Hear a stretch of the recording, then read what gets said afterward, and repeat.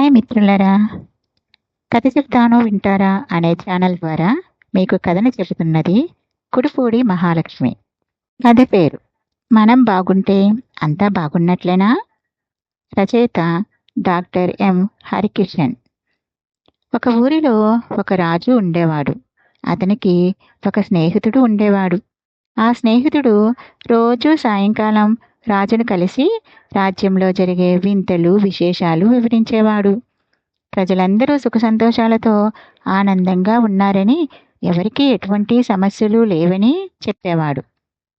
మంత్రి రాజ్యమంతా తిరుగుతూ ప్రజల సమస్యలు కనుక్కొని రాజుకు తెలియచేయాలి అనుకునేవాడు.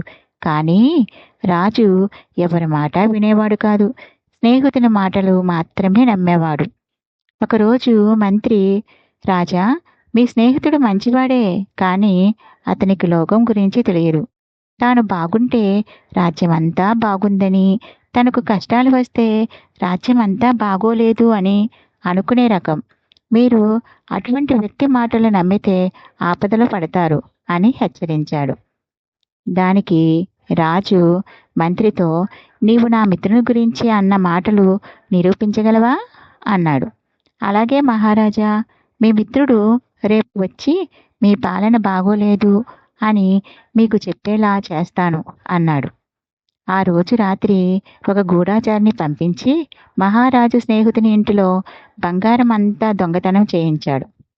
పొద్దున లేచి ఇంటిలో విలువైనవన్నీ దొంగతనం జరిగాయని తెలుసుకొని అతను గొల్లుమన్నాడు. సాయంకాలం రాజును కలిశాడు. కానీ చాలా విచారంగా మౌనంగా ఉన్నాడు. ఏమి మిత్రమా, దిగులుగా ఉన్నావు? ఒక్క మాట మాట్లాడటం లేదు. నగరంలోని విశేషాలు ఏమి అన్నాడు. దానికి ఆ స్నేహితుడు, ఏముంది మహారాజా, రాజ్యమంతా దొంగతనాలు ఎక్కువైపోయినాయి. ప్రజలంతా భయం భయంగా బతుకుతున్నారు. మీ పాలనలో ఎవరికీ కంటి మీద నిద్ర లేదు, సుఖశాంతులు లేవు అన్నాడు విచారంగా. ఆ మాటలు వినేసరికి రాజుకి అంతా అర్థమైంది. వెంటనే మంత్రిని పిలిచి, మహామంత్రి, ఇన్ని రోజులు అమాయకమైన ఈ మిత్రుని మాటలు విని నిజం తెలుసుకోలేకపోయాను. రేపటి నుంచి పూర్తిగా పరిపాలన మీదనే శ్రద్ధ పడతాను. మీరు వెంటనే సమాచారాన్ని అంతా కనుక్కొని ఎప్పటికప్పుడు నాకు చేరవేయండి అన్నాడు. ఇది కథ. బాగుందా? బాగుంటే లైక్ చేయండి.